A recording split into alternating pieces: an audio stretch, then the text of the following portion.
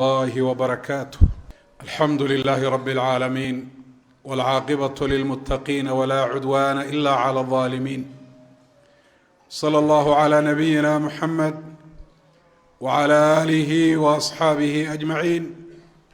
أما بعد أيها المسلمون عباد الله، waxaynugu soo foolle oo aad inoogu soo dhowaatay bishii ramadaan ee barakaysnayd. ilaahay baynu subxaanahu wa tacaala ka baryaynaa nolol iyo nabadqab, iimaan iyo islaamnimo inuu inagu gaadhsiiyo. rabbi baynu subxaanahu wa tacaala weydiisanaynaa inuu inagu daro liiska addoomaha uu doortay bisha ramadaan dhexdeeda. waxaanu shaki ku jirin yaa cibaad allah, ramadaan wakhtiga ka horeeya qofka muslimka ee xaaladda uu ku sugan yahay inay saameyn ku leedahay ramadaan dhexdeeda xaalkeedu siduu noqonayo. ilaahay baa subxaanahu wa tacaala tilmaamay qofka muslimka inay la gudboon tahay acmaasha saalixee wakhtigoodu uu soo socdo inuu u diyaar garoobo. walow araaduu lkhuruuja la cadduu lahu cudda walakin kariha allahu bicaahahum fahabatahum waqiila qcuduu maca alqaacidiin. ilaahay isagoo ka hadlaya jihaadka oo ka mid ah acmaasha saalixa ah, wuxuu tilmaamay kuwa jihaadka ka hadhay xaaladii ay ku sugnaayeen jihaadka hortii inay saameyn ku yeelatay wakhtigii jihaadka loo baxayay.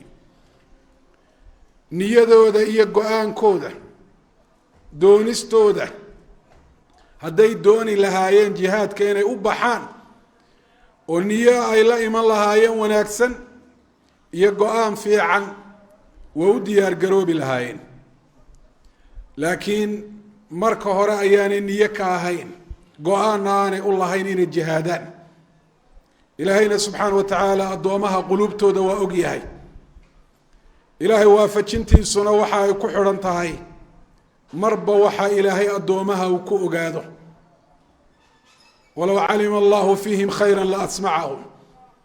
ilaahay subxaana wa tacaala hadduu quluubtooda khayr ku ogaan lahaa wuu hanuunin lahaa buu ihi rabbi subxaana wa tacaala. laakiin inay hanuuni waayaan oo khayrkii wanaagga la waafajin waayo waxaa sabab u ah quluubtooda oo ilaahay subxaana wa tacaala khayr darro, go-aan la-aan, niyo xun rabbi subxaana wa tacaala uu ku og yahay. arrinta noocaasi waxay ku dhalisay dadkii wanaagsanaa oo u horreeyey nebi maxamed calayhi salaatu wasalaam bisha ramadaan inay nafta iyo qalbigaba u diyaariyaan. rasuulku calayhi salaatu wasalaam bisha shacbaan ee ramadaan ka horeysa ayuu ramadaan u diyaar garoobi jiray. waxyaaba ugu diyaar garoobi jirayna waxaa ka mid a tarwiidu nafsi cala siyaam, in shacbaan soomkeeda uu badiyo. waayo soomka shacbaan saameyn buu qofka ku yeelanayaa ramadaan soomkeeda marka la gaadho. caaisha radia allahu canha waxay tidhi: maa saama rasuulu llahi sala allahu alayh wasalam shahra kaamila qad ilaa ramadaan wa kaana yasuumu shacbaana kula wa fii riwaayati cinda muslim kaana yasuumu shacbaana ilaa qaliila. rasuulku calayhi salaatu wasalaam bisha shacbaan soomkeeda aada buu u badin jiray, in yar mooyaane inteeda badanna waa soomi jiray bay tidhi. waxaa rasuulka calayhi salaatu wasalaam kaga dayday u diyaarinta nafta bisha ramadaan dadkii wanaagsanaaye quluubtoodu ay ilaahay ku xidhnayd cibaadadana ay u soo jeeday. xabiib bni abi thaabit bisha shacbaan markay bilato wuxuu odhan jiray hada shahru lquraa, waa bishii qur-aan akhriska. waa qur-aan akhris shacbaan la sameynayo loogu diyaar garoobayo qur-aan akhriska ramadaan iyo cibaadaadka kale. waayo qur-aanka qofku akhrintiisa mar kastoo uu badiyo uu isu furaa oo akhrintiisu way u fududaataa. mar kastoo akhrintiisu ay ku yaraatana wuu ka xidhmaa oo in yar markuu akhriyo ayuu qalbigu iska xidhayaa, naftuna ay ka soo istaagaysaa. qays ibnu camr kaana ida dakhala shahru shacbaan aglaqa tijaaratahu watafaraqa liqira'ati lqur'aan. bisha ramadaan markay soo gasho ganacsigiisa iyo dukaankiisa wuu xidhi jiray. waxaanu u gacan banaanaan jiro wakhtiga u bannaan jiray inuu bisha shacbaan qur-aanka akhristo.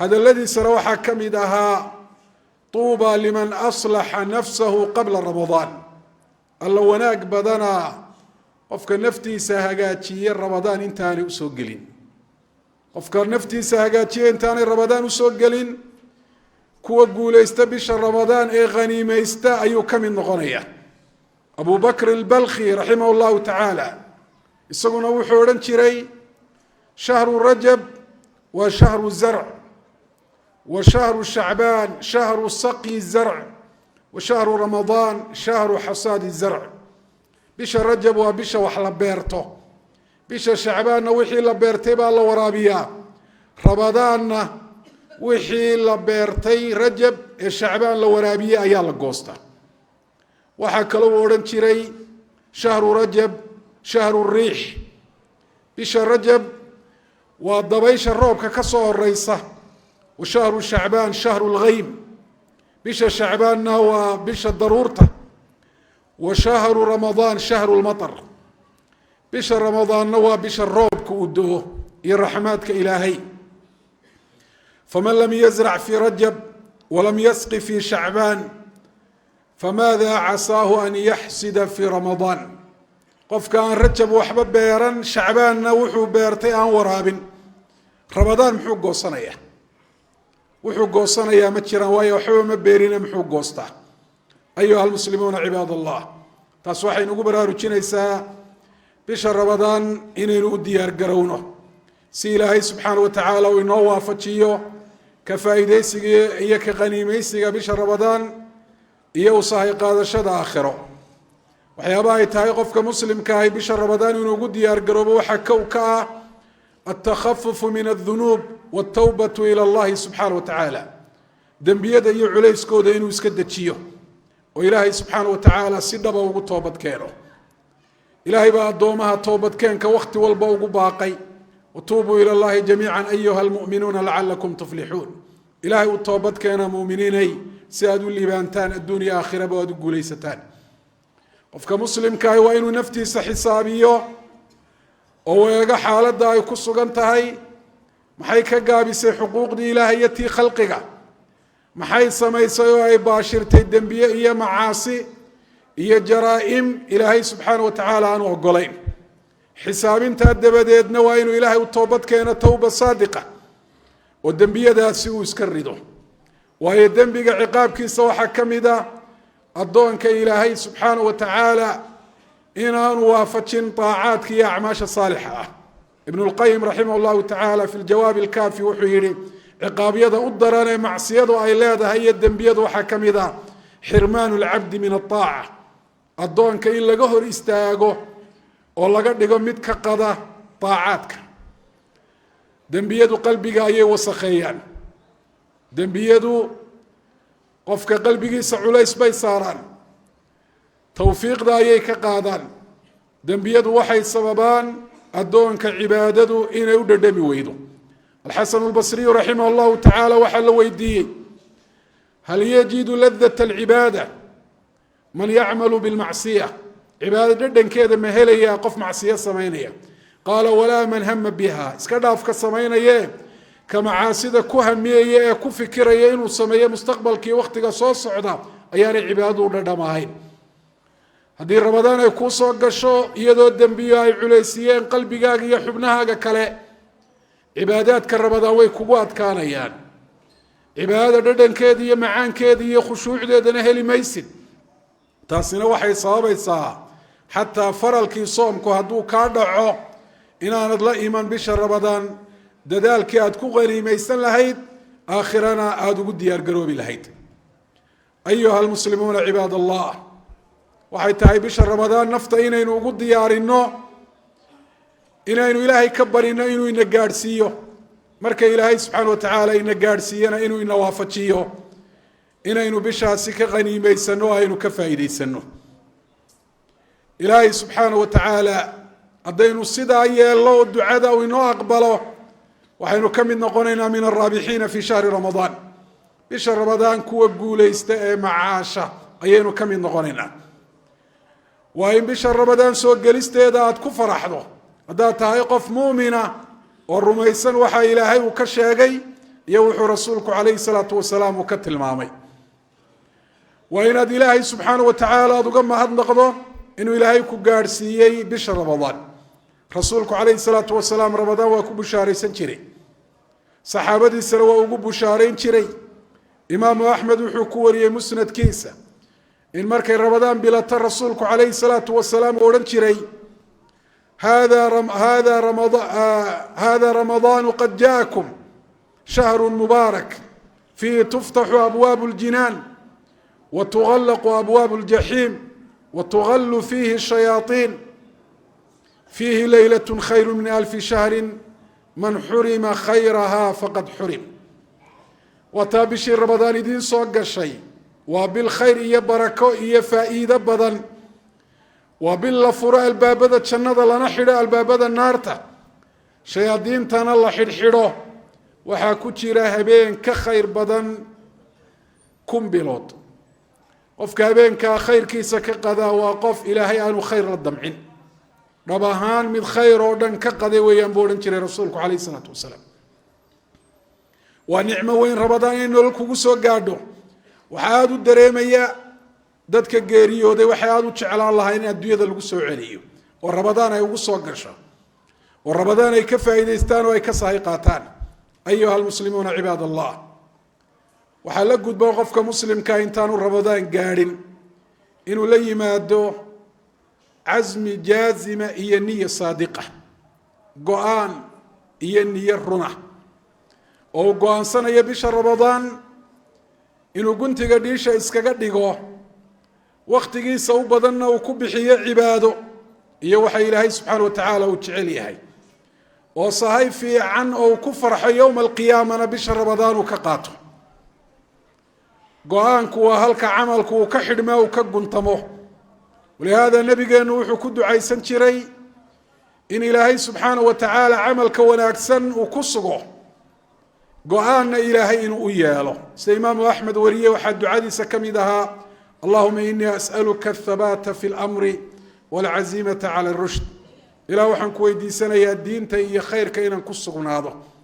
وحكلوا إلهي وأن كبر يا هنونك يتوسنانت يا عملك صالح قواننا نول هذا أيها العبد المسلم هذه قوان في عن إلهي قلبي قانو كوغين لا يوفقك للاغتنام من شهر رمضان كوافتشن ما هي بشهر رمضان يتكفى إذا يستو وهتكغني ميستو ولكن كره الله بعاثهم فثبطهم كوا إلهي جهادك وكفريسيي markii qulubtoodu go'aan fiican iyo diyaar garow ay ka madhnaatay kuwaas oo kale ayaa doqonaysa inaad go'aan u yeelato bisha Ramadaan inaad ka faa'iideysato oo niyo fiican aad la timaado aad niyeysataa haddaad Ramadaan gaadho iyo haddaanad gaadhin labada way ku anfacaysaa haddaanad Ramadaan gaadhin horteedba geeridu ay timaado wixii aad niyeysatay buu Ilaahay subhanahu wa ta'ala ajarkiisa ku siinaya ee geeridu ay ka hor istaagtay مسلم حكوري صحيح من حديث جابر رضي الله عنه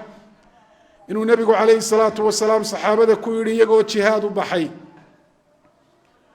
ما سرتم مسيرا ولا قطعتم واديا إن بالمدينة للرجالا ما سرتم مسيرا ولا قطعتم واديا إلا كانوا معكم حبسهم المرض صعد مسافة كستوات صعد كتشرتين iyo tog kasto aad ka talowdeen rag baa jira magaalada Madiina ku haro iyagoo aan soo bixin laakiin idin la wadaagay wixii laga helay waayo xanuun baa reebu rasuulku kaleey salaatu wasalaam fi riwaaya illa sharakukum fil ajr ajrka way idin la wadaageen oo intaad hesheen in leeg bay heleen waxaanay ku heleen waxay niyeysnaayeen jihaadka inay u baxaan arintaasina go'aan bay ka ahayd laakiin xanuun baa reebay haddii xanuunu ka hor istaago cibaadaadka Ramadaan ama geeriba ay ka soo hormarto oo marka horena go'aan iyo niyo fiican aad la timi ajarkii bisha Ramadaan ee aanad gaadhin aanad samayn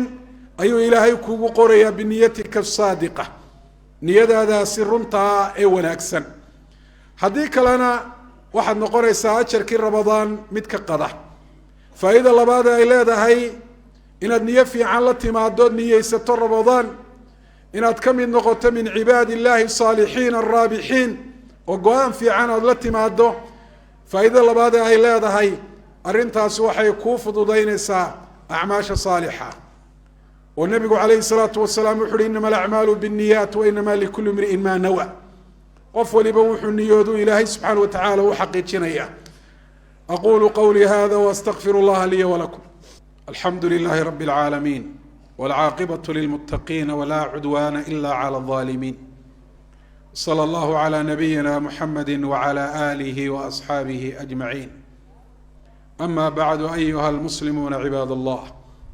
qofka muslimkaa intaanu rabadaan gaadhin waxaa la gudboon inuu farabadiyo waxyaabaha ku caawinaya ee u fududaynaya acmaasha saalixa ah iyo ilaahay subxaanaه wa tacaala adeecitaankiisa. waxyaabahaana waxaa u weyn oo u saameyn badan xagga samayntana ugu fudud ilaahay subxaanaه wa tacaala xuskiisa alikhaaru min dikr اllah. nabiga calayhi الsalaatu wasalaam waxaa u yimi صaxaabi faqaala ya rasuula allah ina sharaa'ica alislaami qad kahurat calaya. rasuulka ilaahayow axkaamtii islaamku way igu badatay, fadullanii calaa shayin atashabathu bihi. waxaad ii sheegtaa ad i tustaa waxaan qabsado oo acmaasha saalixa ah ii fududeeyo oo samaynteeda igu caawiya. faqaala calayhi الsalaatu wasalaam laa yazaalu lisaanuka ratba min dikr اllah. mar walba xuska ilaahay carabkaaga ha ka qoyanaado. ilaahay inaad xusto magacyadiisa iyo sifaadkiisa aad ku xusto aad ku ammaantaa waxay xoojinaysaa xidhiidhka ilaahay aada la leedahay iyo xidhnaanta qalbigaagu ilaahay uu ku xidhan yihi. ilaahay baa qalbigaaga ku weynaanaya. allaha aada xusaysa aada ammaanaysa ayaad jeclaanaysaa. qalbi iimaankaaga ayaa ziyaadaya. qalbigaagaa dabcaya, khushuucdaadaa saraynaysa. arrimahaasoo dhammina addoonka waxay u fududeeyaan cibaadaadka. ayuha almuslimuuna cibaad allah. dikriga waxaa u fadli badan ka qalbiga iyo carabku ay isku waafaqaan. dikru llahi billisaani maca atafakur. ilaahay inaad carabka aad ka xusto oo magacyadiisa iyo sifaadkiisa aad ku ammaanto, taasoo ay la socoto waxaanaad leedahay macnihiisa inaad u fiirsato oo aad ku tadabburto oo aada ku khushuucdo. ayuha almuslimuuna cibaad allah. ramadaan waa fursad qaali ah. mar hadday tahay fursad qaali ah oo weliba wakhtigeeduna uu yar yahay, qofka muslimka ahi waa in uu iska ilaaliyo fursaddaasi inay ka dayacanto. waqtu ramadaan qasiir faxdar ya cabd allahi min ataqsiir. waktiga ramadaan aada buu u gaaban yahay. isagoo gaaban haddana inaad adiguna gaabiso oo ramadaan dhexdeeda aad dadaali weydo iska ilaali. dadaalkuna qorsha ayuu u baahan yahay. annaasu yukhatituuna liamri dunyaahum. dadku arrimahooda adduunyo qorsha ayay u samaystaan. fa umuuru ddiini waalaakhirati awlaa biاtakhtiit. arrimaha diinta iyo aakhiro ayaa u mudan in qorshe loo samaysto. xadid hadafaka ya cabd allah walyakun shicaaruka lan yasbiqanii ila allahi axad. hadafkii halkaad hiigsanaysa iminka sii xadido. halkaad ku socotaa hadafkaagu ma yahay jannada albaabadeeda la furayo inaad gasho, naarta albaabadeeda la xidhayo inaad ka badbaado, shayaadiinta la xidhxidhayo waswaaskooda iyo qurxinta addoonka xumaanta ay u qurxinayaan inaad ka badbaado. hadafkaagu ma yahay inaad gasho liiska ilaahay kuwa ramadaan u dembi dhaafayo. man saama ramadaana iimaana waxtisaaba gufira lahu ma taqadama min denbi.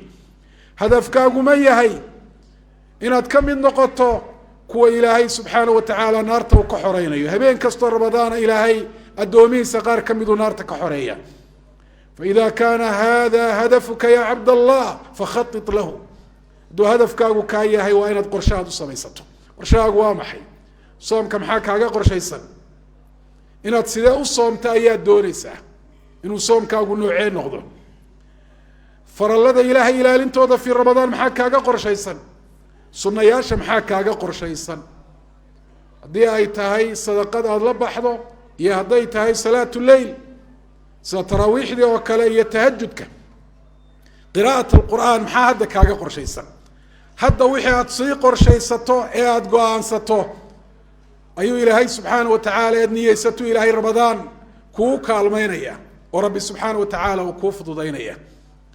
ayuha alcabdu lmuslim, bisha ramadaan waxa aad la rafiiqdaa horteed iyo marka ay soo gashaba asxaabu lhimam alcaaliya, dadka hankooda uu sarreeya meel sare higsanaya, addoomaha hamigooda u weyn uu yahay hamu laakhira, si aad kuwa ula munaafasooto, aad ula tartanto, khayrkaad ugula tartanto, adoo fulinaya qowlka ilaahay wafii dalika falyatanafas ilmutanaafisuun.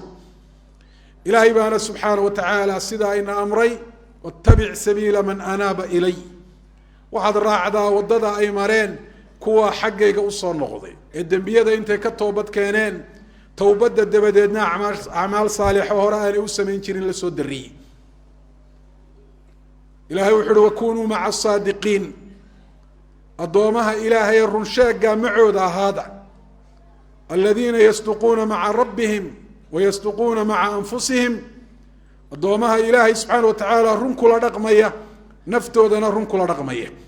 wa qaala allahu subxaanahu wa tacaala wasbir nafsaka maca aladiina yadcuuna rabbahum bilghadaati waalcashi yuriiduuna wajhah.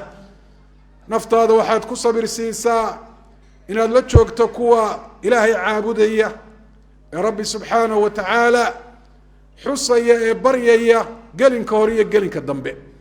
indhahaagu yaanay ka lalin oo ahlu dunyaha aanay u lalin, iyaga ayaa la saaxiibkooda iyo la joogooda uu ku anfacayaa fi dunya waalaakhira, fainahum lqowmu laa yashqaa bihim jaliisuhum. waa qolada qofka la saaxiiba ee la rafiiqay la fadhiistaa marnaba aanu ku guul daraysanahayn. ayuha alcabdu lmuslim, waxyaabaha u badan ee dadka wakhtiga ka qaaday mashquuliye maanta moobilada ayaa ka mid a. qorshe cad waa inaad ka lahaato moobilka, oo bisha ramadaan isticmaalkiisa wixii xaaja ay keenta mooyaane aad iska xadido, lannahu kafla ayuu sababku ugu noqonayaa iyo mooganaan iyo nisyaan ilaahay aada ilowdo iyo qiimaha waktigan aad ku jirtaa uu leeyahay. wuxuu sababku ugu noqon karaa xaaraan inaad dhegaysato ama inaad aragto ama inaad ku hadasho. wuxuu sababku ugu noqon karaa wakti aada u qaali inuu kaaga dayacmo waxaan ku anfacahayn adduun iyo aakhiratoona. ayuha almuslimuuna cibaad allah, qofka muslimkaa waxaa la gudboon inuu naftiisa u diyaariyo bisha ramadaan, oo naftiisa uu uga sii sheekeeyo oo uu kasii dhaadhiciyo qiimaha bishani ay leedahay iyo fadaaisha ay leedahay iyo waxa ilaahay dhexdeeda uu dhigay. qofka muslimkaahi waa in haddaanu aqoon uu barto, hadduu yaqaanana dib uu xusuusiyo nafta fadaaisha iyo wanaagyada bisha ramadaan loo sheegay iyo acmaasha saalixa ee ilaahay addoomihiisa uu ku dhiirigeliyey. qofka muslimka waxaa la gudboon axkaamta soomka inuu bartay intaanay ramadaan usoo gelin. qof kasta oo muslima oo miyir qabo oo qaangaadhana barashada axkaamta soomku waxay ku tahay fardu cayn. maantana in fara badan baa la qoray, af carabiya af soomaaliya afaf kaleba waa lagu qoray. in badanna culimadu axkaamta soomka way duubeen, culimaduna way joogaanoo qofku wuxuu garan waaya madmadow ka galaa wuu weydiin karaa. fatacalam axkaama asawmi wa axkaama shahri ramadaan cumuuma ya cabd allah qabla quduumi shahri ramadaan. axkaamta bisha ramadaan guud ahaan iyo axkaamta soomka sii bara addoonka ilaahayow inta aanay ramadaan kuu soo gelin. allahuma rabbana aatina fi dunya xasana fi laakhirati xasana waqinaa cadaab annaar. اللهم يا حي يا قيوم برحمتك نستغيث أصلح لنا شؤوننا كلها ولا تكلنا إلى أنفسنا طرفة عين. اللهم يا ربنا يا إلهنا، اللهم وفقنا لما فيه صلاح ديننا ودنيانا، اللهم وفقنا لما فيه صلاح ديننا ودنيانا، اللهم وفقنا لما فيه صلاح ديننا ودنيانا. اللهم اغفر لنا ولآبائنا وأمهاتنا وللمسلمين والمسلمات. اللهم صل وسلم على عبدك ورسولك محمد.